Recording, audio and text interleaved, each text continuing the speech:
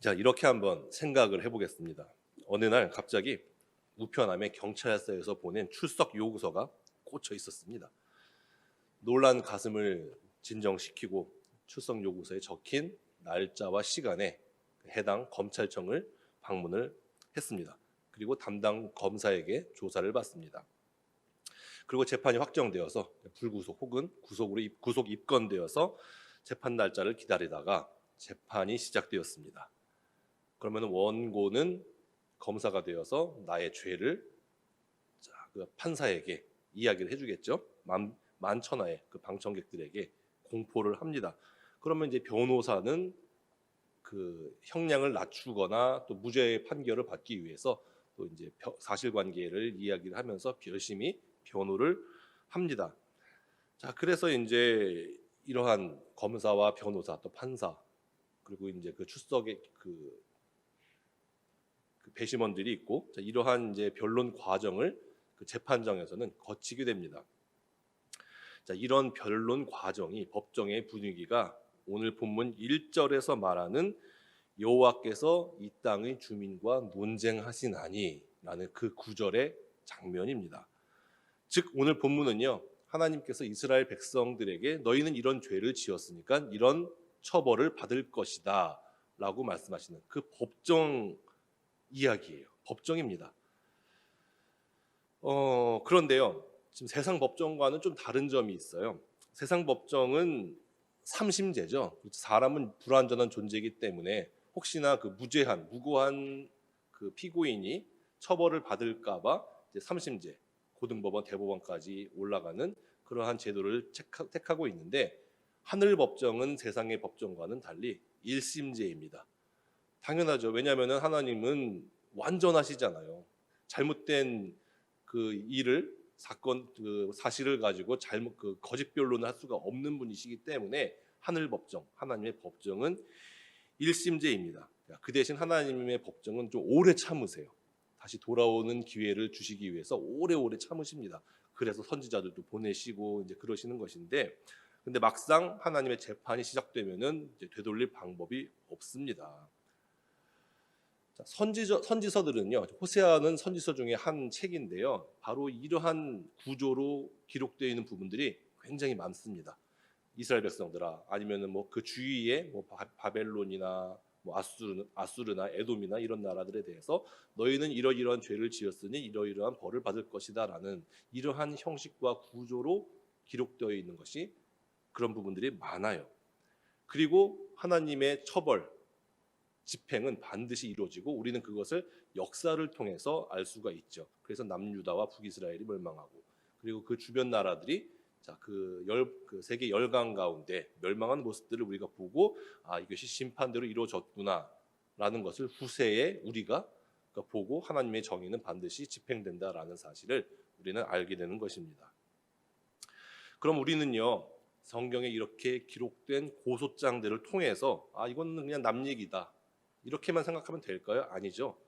그러면은 성경이 우리에게 주어질 이유가 없죠.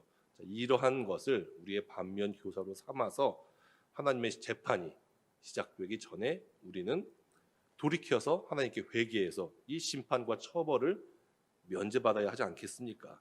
그래서 오늘 이스라엘 백성들이 왜 망하게 되었고, 그리고 이것을 통해서 우리의 삶을 살펴보는 그런 시간을 가져보려고 합니다. 하나님께서는 1절과 2절에서요, 이스라엘 백성들의 죄를 말씀하고 있습니다.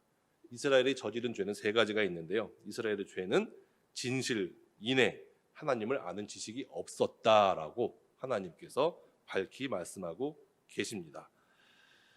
본문에서 말하는 진실은 신실함이에요. 신실함은 믿을 수 있는, 그러니까 faithfulness라는 뜻인데요, 이웃에게 신실하고 또 진실을 말하고 행동에 있어서는 항상 믿을 만하고 또 꾸준히 그렇게 살았어야 하는 의무가 이스라엘 백성들에게는 있었는데 그렇게 살지 않았다는 것이죠. 그래서 본인의 이익을 위해서 이웃들에게 거짓을 말하고 또 해가 되는 행동을 했으며, 그리고 사람들을 이용하는 것을 서슴지 않고 행했다. 이것이 첫 번째 죄목이고요. 두 번째는 인애가 없다라고 이야기를 하고 있습니다.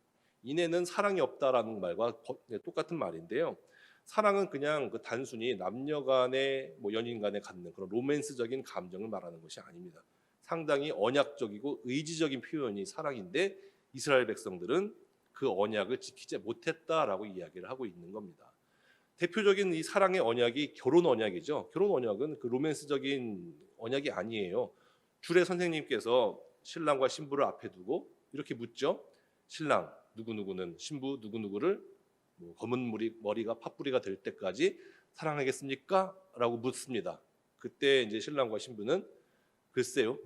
이렇게 대답하는 신랑과 신부는 없죠. 다 네라고 이제 우렁차게 대답을 해서 그것을 토대로 이제 결혼이 성혼이 되었음을 하객들에게 선포하지 않습니까? 그런데 그럼 이 언약을 계속해서 죽을 때까지 지켜야 되는데 그러지 못하는 것이 지금 작금의 대한민국의 현실이죠. 세 쌍 중에 한 쌍이 이혼한다고 하지 않습니까?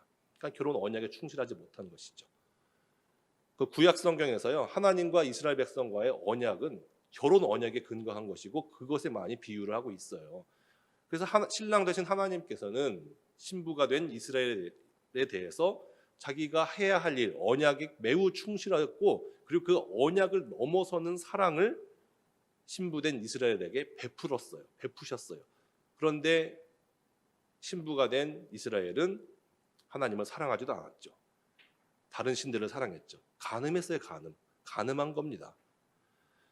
그래서 하나님과의 이런 관계도 그렇게 중요하게 생각하지 않았기 때문에 당연히 이웃들 간의 관계에서도 사랑으로 대했을 리가 만무했습니다. 그러니 이스라엘 백성들은 자신들밖에 모르는 이기주의자가 되어서 그것을 하나님께서는 죄다라고 명백히 밝히시는 것입니다. 그런데 사실은요, 세 번째 이유가 이 첫 번째 이유와 두 번째 이유를 다 포함하고 있는 거예요. 이스라엘 백성들이 신실하지 못했고 그리고 인애가 없는 것은 하나님을 몰랐기 때문입니다. 그럼 대체 이스라엘 백성들은 하나님을 왜 몰랐을까요? 그러니까 물론 호세아서는요, 남유다에게 쓰여진 책이 아니라 북이스라엘을 향해서 쓰여진 책이에요. 그리고 이제 북이스라엘은 아무래도 예루살렘 성전은 남유다에 있었기 때문에 그런 이제 정체성이 낮을 수밖에 없다라고 우리가 좀 봐주면서 그렇게 볼 수도 있겠지만, 하지만 우리가 아는 가장 유명한 선지자들이 누굽니까?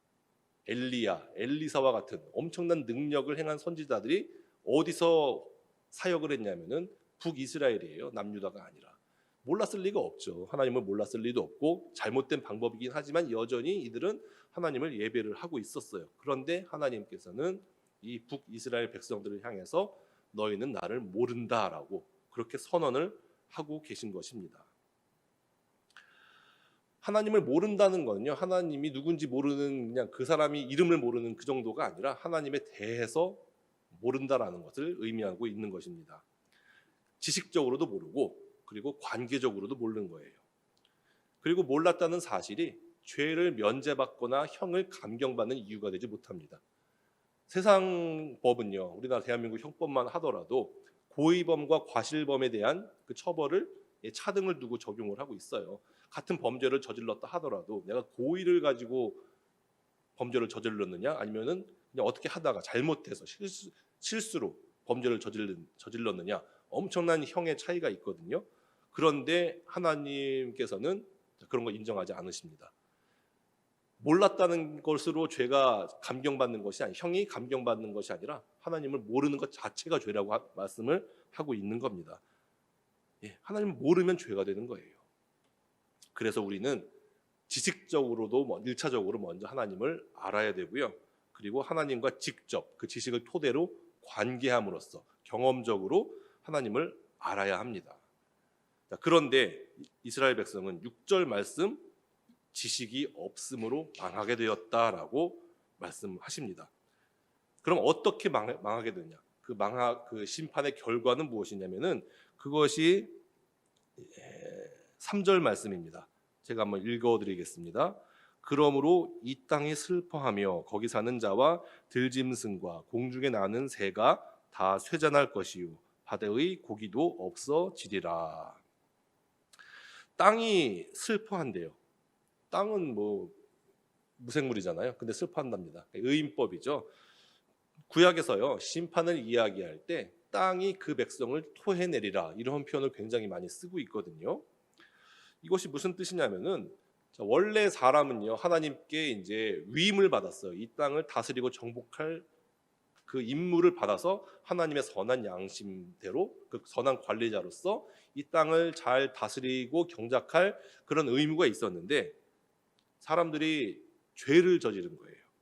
그래서 이 땅이 그 사람들을 견디지 못하고 쫓아내요. 토해낸다라고 그것을 표현을 하고 있는 것인데, 실제로 어떻게 됐습니까? 이 호세아서가 대상으로 하는 그 북이스라엘은요, 기원전 722년에 아시리아가 쳐들어와서 다 그 땅에 거하고 있는 이스라엘 백성들을 다 아수르로 잡아갔어요. 결과적으로 땅이 그 백성들을 밀쳐낸 게 되겠죠. 토해냈습니다. 하나님의 심판이, 하나님의 그 처벌이 집행된 것을 우리는 역사를 통해서 우리가 알 수가 있는 겁니다. 지금도 마찬가지예요. 땅이 토해낸 저주를 받으면요, 짐승들도 멸종하고 바다의 고기도 없어진다라고 오늘 말씀에서 이야기를 하고 있는데, 지금 이런 현상들이 이 세상 도처에도 일어나고 있죠. 2020년 우리를 그렇게 괴롭혔던 코로나 바이러스도 사실은 인간의 죄의 결과 때문 아닙니까? 그 야생동물들, 육식동물들의 그 사는 영역들을 침범해서 그들이 살지 못하게 되고 그들이 인간 세상에 오게 됨으로써 그러한 것을 자초했다라고 보는 것이 올바른 해석이지 않습니까? 우연히 생긴 게 아니에요. 그 죄의 결과로서 땅이 백성들을 뱉어내는 일은 지금도 얼마든지 일어나고 있습니다. 그래서 이와 같이 하나님을 모르면요, 2절과 같은 그런 저주, 속임, 살인, 도둑질, 간음이 따라오게 되고 결국 우리는 심판을 받게 됩니다. 우리가 남들을 속이고 거짓말을 하고 살인하고 그래서 우리가 처벌받는 게 아니에요. 이거는 죄의 결과일 뿐이지 죄의 원인이 아닙니다. 죄의 원인은 뭐냐면은 우리 마음속에 하나님이 없고 하나님을 모르면 너무나 당연하게 이 죄의 결과가 사람들에게 따라온다라고 하는 것이에요. 그래서 우리가 하나님의 심판을 받게 되는 것입니다. 자, 이것을 신약에서 더 구체적으로 말씀하고 있는 그런 개념, 말씀이 있습니다. 로마서 1장 28절부터 32절까지 말씀입니다. 제가 한번 읽어드리겠습니다. 로마서 1장 28절부터 32절입니다.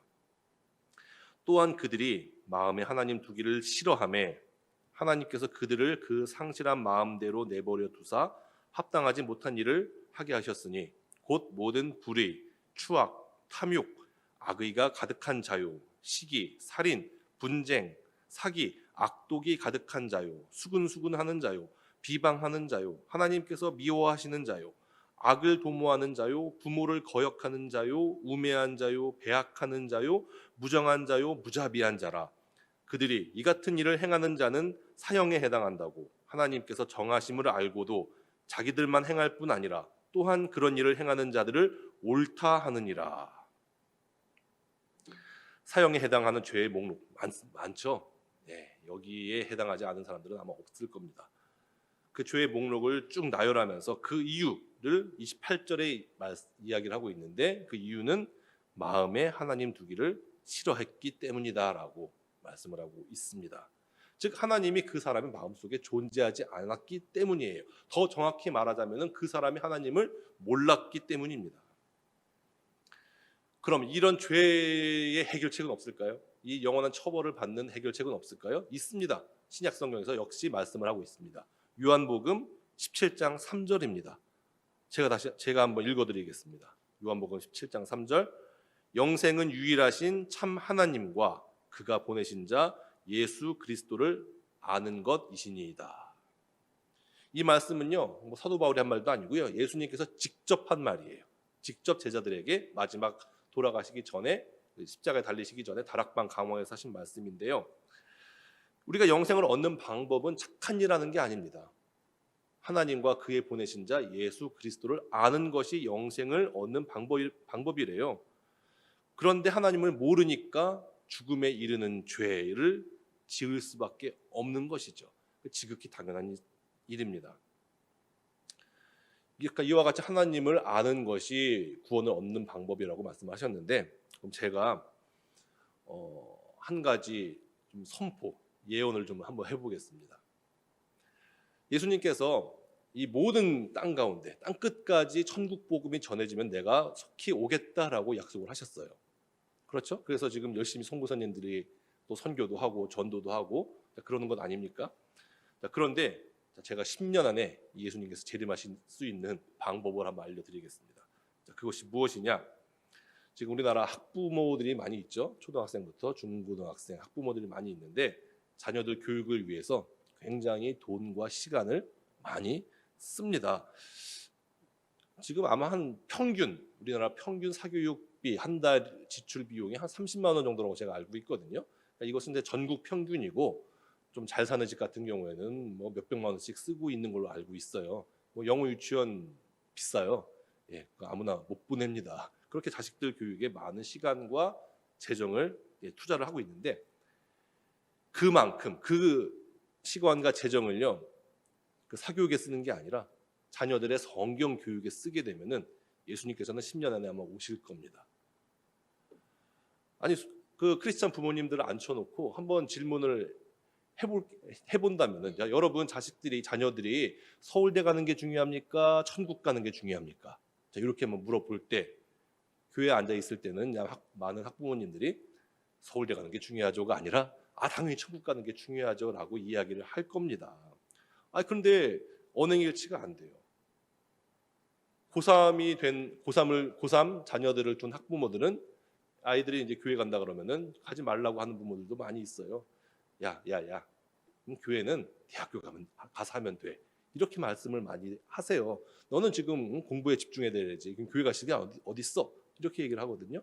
또 혹시나 아이들이 뭐 수련회 같은 데 갔다 와서 은혜를 받아요. 은혜를 받아서 엄마, 나 하나님을 만났어요. 저 나중에 커서 목사님 될래요. 선교사로 나갈래요. 자, 이러면은 부모님들은 당장 다음 날부터 새벽기도 나가실 거예요. 하나님, 우리 자식이 적당히 믿게 해주세요. 네, 마음을 돌리게 해주세요. 아마 그럴 겁니다. 그럴 확률이 굉장히 높습니다. 왜 말려요? 왜? 천국 가는 게 중요하잖아요. 서울대 가는 것보다.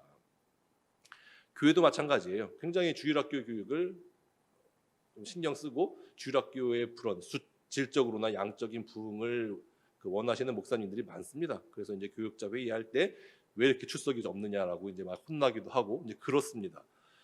자, 그 교회 교육을 살릴 수 있는 방법도 제가 정확히 알고 있습니다. 제 말대로 실천한다면은 주일학교 금방 부흥합니다.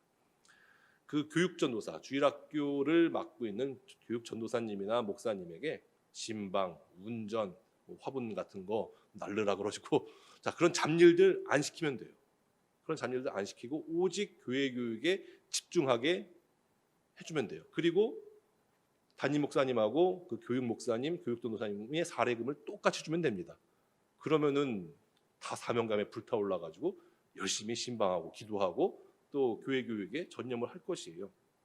아니면은 정말 그 능력이 검증된 그런 목사님이나 전도사님, 딴 교회에서 열심히 큰 부흥을 일으키고, 자, 그렇게 검증된 그 목사님이나 전도사님을 청빙을 할 때 담임 목사님보다 사례비를 더 주면 돼요.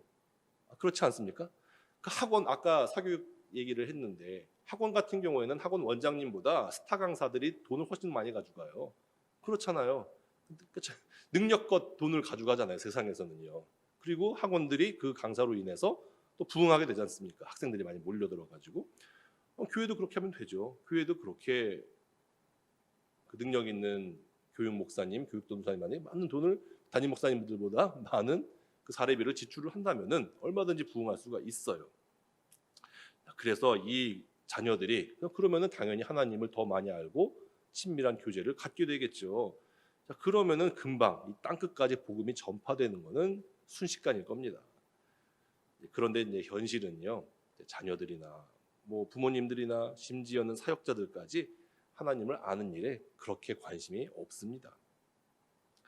내가 어떤 것에 관심이 있는지 없는지를 알 수 있는 시금석은요, 내가 어떤 일에 가장 많은 시간과 재정을 쓰는가, 그것을 보면 알 수 있어요. 내 관심사가 어디 있는지. 카드 명세표 보면은 내가 지금 누구를 섬기고 있는가가 아주 명확하게 드러나게 됩니다. 물론 저도 여기서 자유로운 사람은 아닙니다. 사실 사람들이요, 하나님을 모르게 되는 1차적인 이유는요, 그 저와 같은 사역자들에게 있어요. 그 책임은요. 4절부터 8절까지가 바로 그 내용입니다. 제사장들을 구발하는 내용이죠. 4절 말씀을 보니까 어떤 사람이든지 다투지도 말고 책망하지도 말라라고 얘기하고 있습니다. 이것은 무엇이냐? 하나님께서 판결을 내리셨잖아요. 너희들은 멸망할 것이다. 땅이 너희들을 토해낼 것이다. 이렇게 판결을 내리셨잖아요. 그 판결 받은 것 가지고 너희 그 백성들하고 제사장들하고 서로 내 탓하지 말라는 거예요. 너 때문에 우리가 멸망하게 됐지 않느냐? 아니다, 너 때문에 그렇게 됐지 않았느냐? 이렇게 싸우지 말라는 거예요. 그래서 백성들이 제사장들에게 아니 당신들이 못했으니까 그런 것 아닙니까? 이렇게 들고 일어나도 너희들은 할 말이 없다라고 하는 것이죠. 네 백성들이 제사장과 다투는 자처럼 되었음이니라가 그 내용입니다. 그리고 이제 5절에서는요, 이제 제사장과 선지자를 이제 얘기를 하고 있는데, 자, 이것은 이제 이스라엘의 종교 지도자들을 통칭하는 그런 내용이에요. 6절 보니까요, 근데 가장 이제 제사장들의 본격적인 큰 죄를 이야기를 하고 있는데, 6절 말씀을 보니까 제사장이 지식이 없답니다. 제사장이 지식이 없대요. 구약에서 제사장이 하는 일은요, 성전에서 이제 희생 제사를 드릴 때 좀 서포트하는 일을 한다라고 보통 생각들을 하시는데, 제사장이 하는 가장 중요한 일은 뭐냐면은 백성들을 교육하는 거예요.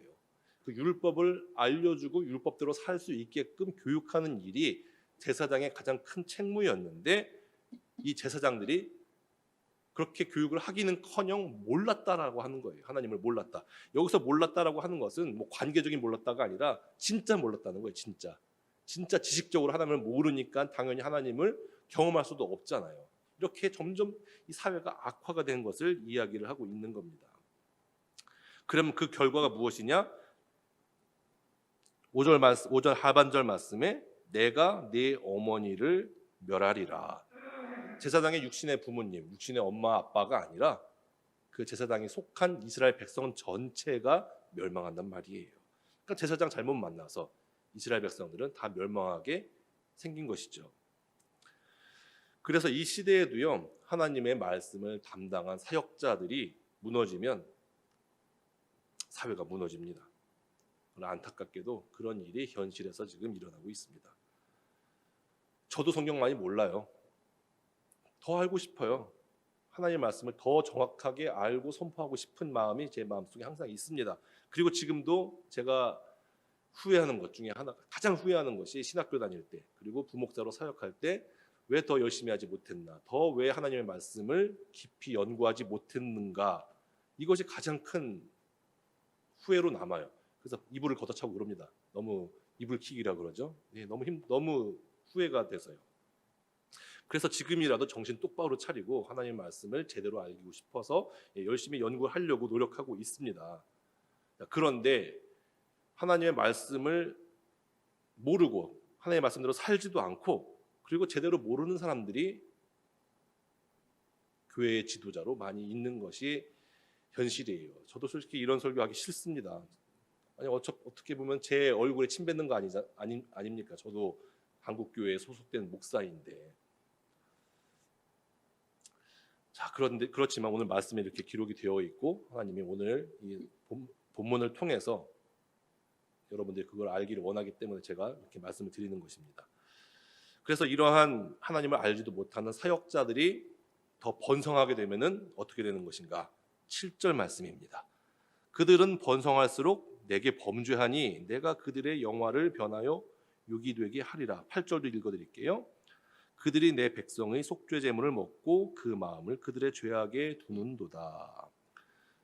구약에서는 제사장은 기업이 없습니다. 다른 11지파 사람들에게는 하나님께서 땅을 주셨어요. 그래서 그 땅에서 농사를 짓거나 뭐 목축을 하거나 해서 그 얻는 소산으로 자기가 먹고 사는 것이 해결이 됐는데, 그 레위인들과 제사장들에게는 땅을 주지 않으셨어요. 하나님께서 내가 직접 너희의 기업이 되겠다라고 말씀을 하셨습니다. 그럼 제사장들은 뭘 먹고 사나요? 이스라엘 백성들이 속죄 제사로 드리는, 제물로 드리는 소나 양을 바치잖아요. 물론 이제 그 전체를 다 불에 태우는 번제도 있지만, 속죄제나 화목제 같은 경우에는 그것을 제사장들이 먹어요. 그것이 이제 그 사람들의 소득이 되는 겁니다. 그러면 이런 일이 발생하는 거예요. 이 제사장들은 이스라엘 백성들이 죄를 더 많이 짓기를 바라는 현상이 생기는 겁니다. 그래야 소나 양이 자기 소유가 많이 되잖아요. 그 말씀을 하고 있는 거예요. 그러니까 이 사람들은 이스라엘 백성들이 죄를 안 짓게 만들어야 되는 사람들인데 오히려 자기의 소득을 높이기 위해서 이스라엘 백성들이 죄를 더 짓기를 바란다라고 하는 것입니다. 그래서요, 사역자들은 부자가 되면 안 돼요. 가난할수록 좋은 겁니다. 자, 지금 사역자들의 사례는 어디서 나옵니까? 헌금에서 나오잖아요. 그래서 사역자들이 헌금에 굉장히 민감합니다.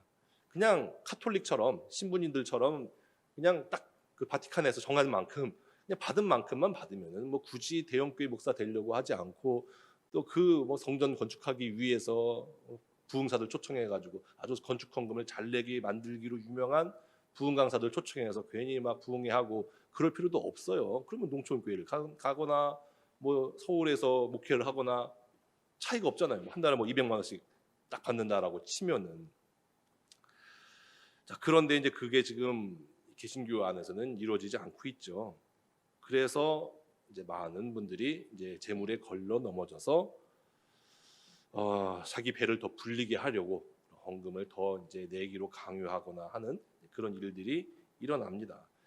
그러니까 이와 같이 사역자가 하나님의 말씀을 아는 것보다 재테크를 아는 지식에 더 뛰어나면은 자, 이런 일이 일어나는 겁니다. 다 제사장과 백성들 모두 망하게 되는 결과가 일어나고, 그러니까 자기만 잘못해서 지옥 가면은 괜찮은데 문제는 뭐냐면은 이 제사장을 잘못 만난, 사역자를 잘못 만난 그 사람의 말을 철석같이 믿고 따르는 사람들까지 같이 망해서 지옥에 가는 그런 일이 발생한다는 것입니다. 9절이에요. 장차 백성이나 제사장이나 통일함이라 내가 그들의 행실대로 벌하며 그들의 행위대로 갚으리라. 제사장이나 백성이나 다 똑같이 멸망한답니다.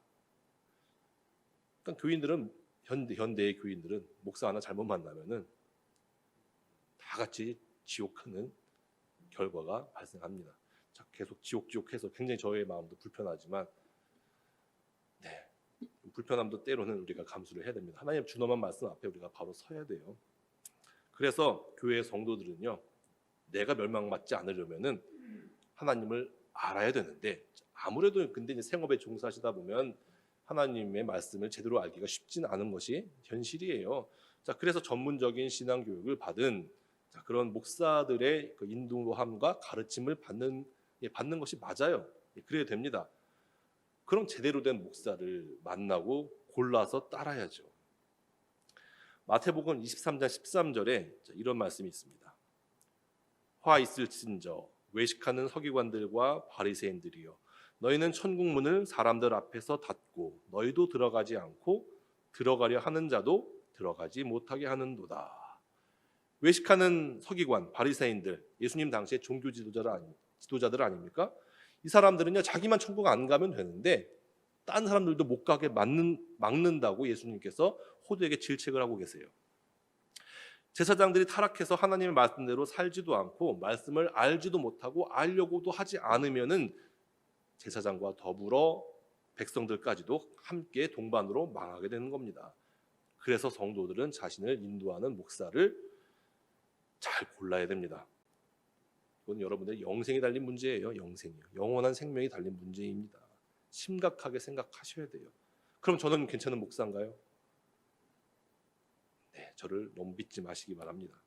일단 성도들 망하게 하지 않기 위해서 애를 쓴다고 나름대로 생각을 하고 있고, 그리고 저는요 이제 요즘은 이제 박제된다 그러죠. 인터넷에 지금은 이 설교 영상도 유튜브에 아마 제가 삭제하기 전까지 영원히 떠 있을 겁니다. 저는 지금 방금 이 말씀을 선포했기 때문에 제가 타락해서 가짜 목사가 된다면은 저는 여러분들보다 더 큰 형벌을 받을 겁니다.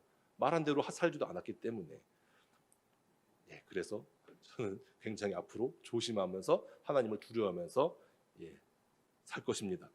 만약에 제가 그렇게 살지 못하고 설교하는데 엉뚱한 말이나 하고, 그리고 실제로 제가 말을 하는 것과 제 삶이 일치되지 않는 모습을 여러분들이 발견하게 된다면은 저를 교회에서 쫓아내시거나 여러분들이 딴 교회 가셔야 돼요. 그래야 여러분들이 구원받아요. 계속해서 그냥 저 다른 제가 하는 말에 그냥 현혹되어 가지고 그런 거짓 메시지 따른다면은 저만 지옥 가면 좋은데 여러분들도 동반으로 잘못됩니다. 그렇기 때문에 항상 저를 감시해 주시고 기도를 해 주시기를 부탁을 드리겠습니다. 물론 이제 우리가 바라는 최고의 그림은 저와 여러분들이 빛나고 영광스러운 함께 천국에 가는 것이죠. 그러기 위해서는요, 저도 그렇고 여러분들도 그렇고 하나님을 알아야 합니다. 예수님께서 사마리아 여인과 대화하실 때 우리는 아는 것을 예배하고 너희는 알지 못하는 것을 예배한다라고 그렇게 말씀을 하셨습니다. 우리가 찬송하고 기도하고 예배하는데 그 예배의 대상이 누구예요? 하나님이잖아요. 하나님을 모르고 얼마든지 우리는 예배할 수 있어요. 그리고 그런 일이 생각보다 굉장히 많이 교회 안에서 벌어지고 있습니다. 우리의 예배 대상은요, 하나님이에요. 하나님입니다. 예배는요, 하나님을 아는 것으로부터 시작합니다. 교회의 노래, 악기, 그리고 예전의 순서가 우리를 구원하는 것이 아니에요. 바로 하나님을 아는 것에 우리의 영생이 달려 있습니다. 네, 2021년입니다. 올해 교회의 표어는요, 하나님을 알자입니다. 하나님은 그런데 그냥 알게 되지 않아요. 힘을 써야 알게 됩니다. 힘써 여호와를 알아야 합니다. 왜냐하면 하나님을 마음에 두기 싫어하는 것은 죄악된 인간의 본성이에요.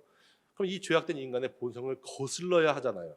그래서 성경에서 힘써라는 말은 우리의 본성을 거슬러라는 말이에요. 하지만 우리가 하나님을 알고자 결단하고 우리가 그것에 시간 혹은 재정을 투자하였을 때 우리는 하나님을 알게 됩니다. 왜냐하면 하나님께서 약속하셨기 때문이죠. 너희가 나를 찾으면 내가 너희를 만나겠다라고 말씀을 하셨고, 그리고 성령님을 통해서 우리는 하나님을 알게 되는 그런 놀라운 은혜를 우리가 받을 수가 있습니다. 그래서 우리는요, 이 하나님의 약속의 말씀 붙들고 하나님을 알고자 나아갈 때 우리를 도우시고 가르쳐 주시는 보혜사 성령님을 통해서 하나님을 알게 될 것이고요. 또 하나님을 나만 혼자 알게 되는 것이 아니에요. 하나님을 알게 되면은 우리의 모든 삶이 바로잡아지고, 그리고 여러분들이 속한 가정, 이웃, 나라, 더 나아가서 열방까지 하나님을 아는 지식으로 충만해질 것이고, 그때 예수님께서 다시 오실 것입니다. 그러한 삶을, 하나님의 알아가는 삶을 살아가는 저와 여러분들 되시기를 바랍니다. 기도하겠습니다. 하나님 아버지, 오늘 마음이 찔리는 그런 말씀을 우리에게 주셨습니다. 아버지, 하나님을 더 알지 못하고 또 하나님을 알려고 하지도 않고 또 하나님을 모르는 채로 살아가기로 했던 저희를 용서하여 주십시오. 아버지, 주께서는 우리를 구원해 주셨고 은혜를 주셨는데, 아버지, 우리는 그 은혜를 너무 쉬운 값싼 것으로 취급해서 하나님을 따르지도 않고 알려고도 하지 않았습니다. 하나님, 이 불쌍한 죄를 용서해 주시고 2021년 한 해 동안에는 우리 마음 가운데 하나님을 더 알고자 하는 열망을 주셔서 하나님을 더 사랑하고 알아가는 그런 2021년 한 해가 되게 하여 주시옵소서. 그래서 모든 한국교회 모든 교회와 성도들이 하나님을 더 알아서 하나님을 더 영화롭게 하며 하나님 더욱더 즐거워하는 아버지 그런 복된 한 해로 아버지 우리를 인도하여 주시옵소서. 감사드립니다. 이 모든 말씀 예수님의 이름으로 기도했습니다. 아멘.